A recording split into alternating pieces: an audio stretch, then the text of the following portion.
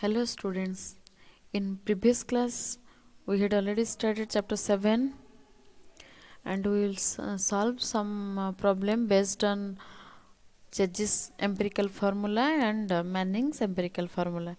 So today also we will continue this one. So this is the second problem based on Cheggy's empirical formula. Determine the velocity of flow in a circular sewer of diameter 160 centimeter laid on a slope of 1 in 650 while running full by using Cheggy's formula. Take value of C equal to 70. So this is our question. Here it is mentioned that full by using Cheggy's formula. So it is already mentioned in the question to use the Cheggy's empirical formula. So let us see what are given in the question. Diameter of the pipe or sewer small d equal to 160 centimeter. We convert it into 1.6 meter. Slope I equal to 1 in 650 equal to 1 by 650. Then C, Cheggy's constant C equal to 70. Then we have to find out the flow velocity V equal to question mark. We know the Cheggy's formula or Cheggy's empirical formula V equal to C into square root of Mi. So V is the unknown, we have to find out it. C is given to us, M value is not given, I value is given. If we calculate the value of M, then we can easily find out the value of V. This is the only unknown to find out V. So let us see. Where M equal to, we know the formula area by weighted perimeter. Area as diameter is given, so we put the formula pi by 4 into d square by weighted perimeter pi into d.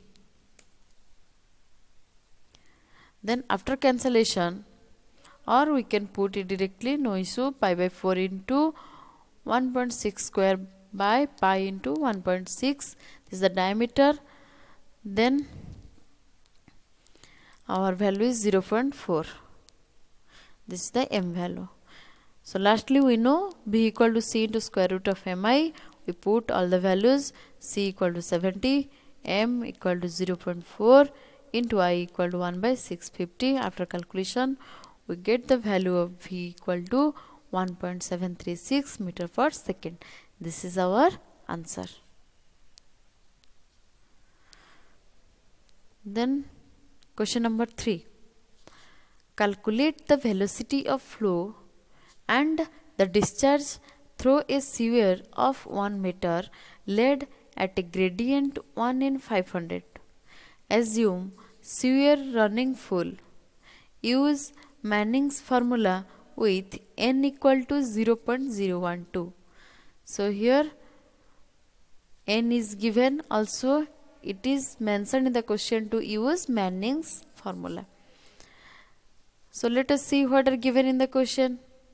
So given data, diameter of the sewer d equal to 1 meter, slope or gradient I equal to 1 by 500, then n equal to 0.012, velocity V equal to question mark. We have to find out the velocity or flow velocity. Again discharge, this is capital Q equal to question mark. So we have to find out two things in this question.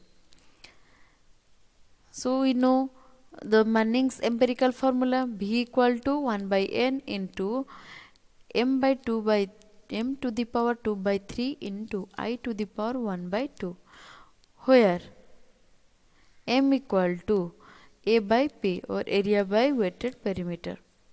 Again same formula, pi by 4 into d square by pi into d. So we put all the value, pi by 4 into diameter is 1 square or 1 into 1 divided by pi into 1 equal to 0.25. This is the M value. So V equal to, we know the formula, 1 by n into m to the power 2 by 3 into I to the power 1 by 2. So we put here all the values. This is 1 by 0.012 into m value is 0.25 to the power 2 by 3 into I value 1 by 500 to the power half equal to 1.47 meter per second. So this is the velocity. Next, the second one is the velocity. Second one is the discharge, what we have to calculate. So we know discharge equal to area into velocity. Velocity already we have calculated here. This was our first answer. So pi by 4 into d square into b. So pi by 4 into diameter is 1 into 1 or 1 square into 1.47. So the final answer or discharge is 1.54 meter cube per second. Next, what are the features of sanitary work? This is a question in which we will discuss the answer. So, different features of sanitary work. The purpose of sanitary work is to, first one, the main purpose of sanitary work, first is to collect the sewage or garbage. Number 2, to transfer or convey the waste for treatment. Number 3, treatment of sewage or garbage. Number 4, disposal of sewage or garbage without affecting the environment. So these 4 things are the main features of sanitary work or main purposes of sanitary work. Number 1 is to collect the sewage. Number 2 is to transfer the sewage for treatment or for disposal. Number 3, treatment the sewage. Number 4, to dispose the sewage. So let us discuss thoroughly one by one. So first one, number 1, collect the sewage or garbage. For the collection of sewage, proper sewerage network must be constructed in the city. Next, garbage must be collected by the use of garbage trucks. So these are the way by which we collect the different sewage or garbage from a city. Number 2, transfer or convenience of sewage and garbage.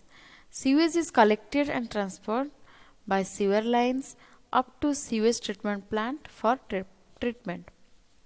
Pumps are also used to handle large quantity of sewage. So we use different sewer lines or pipelines to convey the sewage to the treatment plant. Number 3, treatment of sewage and garbage. Various techniques should be used for the treatment of sewage to avoid unhygienic condition during disposal. So it is a major thing which we have to keep in mind or we have to cautious during the treatment of sewage. Next, garbage has to be segregated into decomposable and non-decomposable wastes are disposed using proper technique. So after collection, again it is a major duty of the laborer or the manpower who are appointed there to separate or to segregate the total garbage or the total waste into 2 categories. One is to decomposable, another one non-decomposable. So the decomposable one we can directly dispose to the soil or we can underground this one for decomposition. But the non-decomposable we have to burn it in a regular interval. By using different technique, we have to dispose them. Then number 4, disposal of sewage or garbage. This is the last step. The harmful nature of sewage is reduced during treatment and finally disposed of without affecting environment. Garbage is recycled into compost or other reusable material.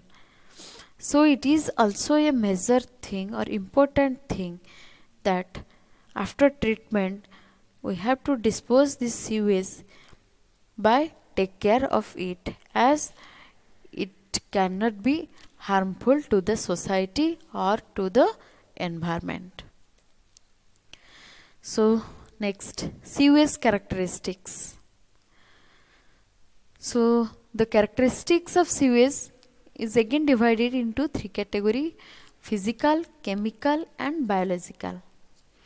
Under the physical, suspended solid, turbidity, color, odor and temperature. And under chemical, dissolved oxygen, nitrogenous compound, biochemical oxygen demand, then chemical oxygen demand. And under biological, bacteria, algae, protozoa.